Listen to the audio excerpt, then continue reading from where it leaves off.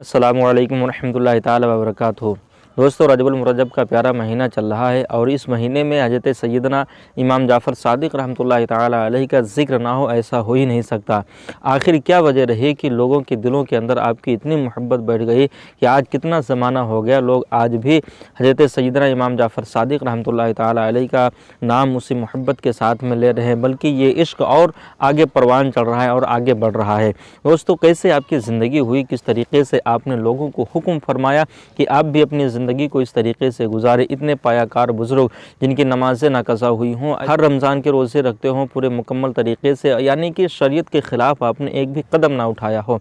दोस्तों, आइए मैं एक वाक़या सुनाता हूँ आपको, तो अंदाज़ा लगेगा कि आपकी जो है तक़वा और परहेज़गारी क्या थी। एक मरतबा हज़रत सैयदना इमाम जाफ़र सादिक़ रहमतुल्लाहि ताला अलैहि अपने चंद मुरीदों के साथ में बैठे हुए थे, बातें चल रही थी। अचानक हज़रत सैयदना इमाम जाफ़र सादिक़ रहमतुल्लाहि ताला अलैहि ने अपने मुरीदों से फ़रमाया कि ऐसा है, आओ सब लोग मिल कर के अहद करते हैं, सब लोग मिल कर के वादा करते हैं कि आखिरत में जब भी किसी एक की मग़फ़िरत हो जाएगी तो जितने लोग यहाँ पे बैठे हैं, एक की अगर मग़फ़िरत हुई तो सबकी वो बख्शिश करवाएगा, सबकी शफ़ाअत करवाएगा। अब जितने मुरीद थे सारे हैरान और परेशान हुए, हुज़ूर ये वादा ऐसा आप कर रहे हैं, क्या आखिर वजह हुई इसकी? आप ऐसा वादा क्यों कर रहे हैं? आप तो रसूल कायनात सल्लल्लाहु ताला अलैहि वसल्लम के नवासे हैं, आप इतने परहेज़गार हैं, आपको तो आपके नाने मुस्तफ़ा सल्लल्लाहु ताला अलैहि वसल्लम बख्शवा लेंगे, आपकी शफ़ाअत हो जाएगी और आपके अमाल भी ऐसे नहीं हैं कि अल्लाह रब्बुल इज़्ज़त आपको माफ़ ना फरमाए। तो हज़रत सैयदना इमाम जाफ़र सादिक़ रहमतुल्लाहि ताला अलैहि ने बहुत ही बड़ा और बहुत ही प्यारा जवाब दिया था। मुख्तसर वक्त में जवाब मैं आपको बता रहा हूँ हज़रत सैयदना इमाम जाफ़र सादिक़ रहमतुल्लाहि ताला अलैहि का। याद रखना मुसलमानों, और वीडियो को ज़्यादा से ज़्यादा शेयर करना। हज़रत सैयदना इमाम जाफ़र सादिक़ रहमतुल्लाहि ताला अलैहि ने फरमाया कि मेरे पास में जो आमाल हैं, इन आमालों को मैं अपने नाने जान के सामने ले जाने से हया करता हूँ, शर्म करता हूँ मैं। अल्लाहु अकबर! सोचिए, इतने पायाकार बुज़ुर्ग जिनका हर एक वक्त का हर एक लम्हा याद मुस्तफ़ा में गुज़रा, हम्द व सलात में गुज़रा, वो क्या अपना अक़ीदा रख रहे हैं कि मैं शर्म करता हूँ कि रसूलुल्लाह सल्लल्लाहु ताला अलैहि वसल्लम के सामने अपने आमाल लेकर के जाऊँ। तो मेरे मिल्लत के मुसलमान भाइयों, अब उन लोगों को हज़रत इमाम जाफ़र सादिक़ के इस पैगाम से सोचना चाहिए जो अपने नमाज़ों के ऊपर इतराते हैं, यानी नमाज़ पढ़ते हैं और लोगों को बताते फिरते मैं कितना बड़ा नमाज़ी हूँ, तहज्जुद की नमाज़ पढ़ता हूँ, आज तक तहज्जुद की नमाज़ कज़ा नहीं हुई, रमज़ान के रोज़े कज़ा नहीं हुए, अपनी इबादत के ऊपर फ़ख्र करते हैं। याद रखना, अगर तुमने इबादत सिर्फ़ इसलिए की है कि लोग यानी कि आपने नमाज़ इसलिए पढ़ी कि लोग आपको नमाजी कहें तो दुनिया पर नमाजी कह लेंगे, आखिरत में इसका सिला नहीं मिलेगा। अगर आपने रोज़ा इसलिए रखा है कि लोग आपको रोज़ेदार कहें तो सिर्फ़ आपको दुनिया पर लोग रोज़ेदार कह लेंगे, आखिरत में इसका सिला आपको कुछ नहीं मिलेगा। अगर आपने हज इसलिए किया है कि लोग दुनिया पर तुमको हाजी कहें तो सिर्फ़ दुनिया पर हाजी कह लेंगे, आखिरत में इसका सिला तुम्हें कुछ नहीं मिलेगा।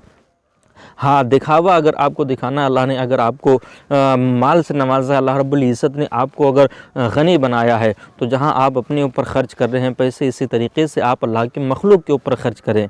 इसी तरीके से आप अल्लाह रब्बुल इज़्ज़त के जो मखलूक में से गरीब तबक़ात के लोग हैं उनके ऊपर आप जो है शफ़क़त करें, और अल्लाह के सामने हाज़िर जब हुआ करें तो हाज़िर होने के बाद ज़्यादा रोया करें, गिड़गिड़ाया करें, क्योंकि खुदा तबारक व तआला को तुम्हारा रोना जितना पसंद है इतना हंसना पसंद नहीं है।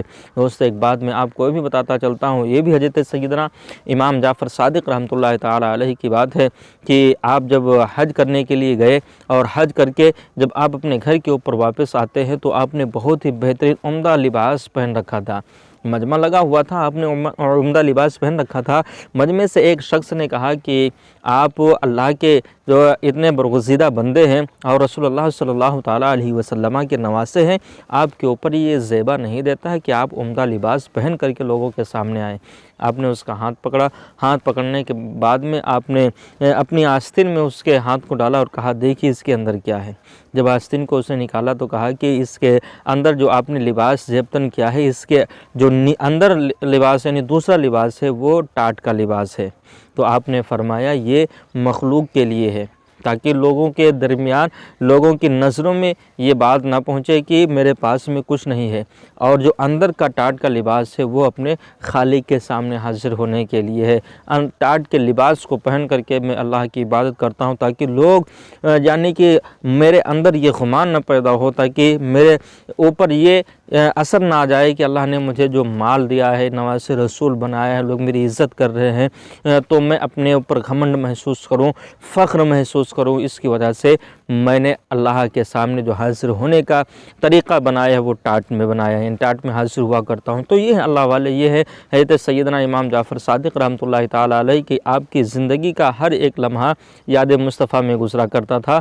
आपकी हर एक सांस खुदा तबारक व तआला के ज़िक्र में गुज़रा करते थे। तो आए मेरे मिलत के मुसलमान भाइयों, आपसे भी गुजारिश है कि ज़्यादा से ज़्यादा नमाज़ों की पाबंदी करें और दीन मुस्तफ़ा पर अमल करने की कोशिश करें और एक दूसरे को हक़ की तलक़ीन करते रहें।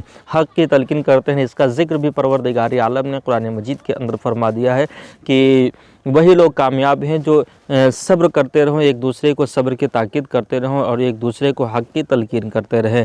तो हक़ की तलक़ीन भी करते रहें। अगर आपको जानकारी अच्छी लगी हो तो लाइक करें, शेयर करें। अस्सलामु अलैकुम रहमतुल्लाहि ताला व बरकातहू।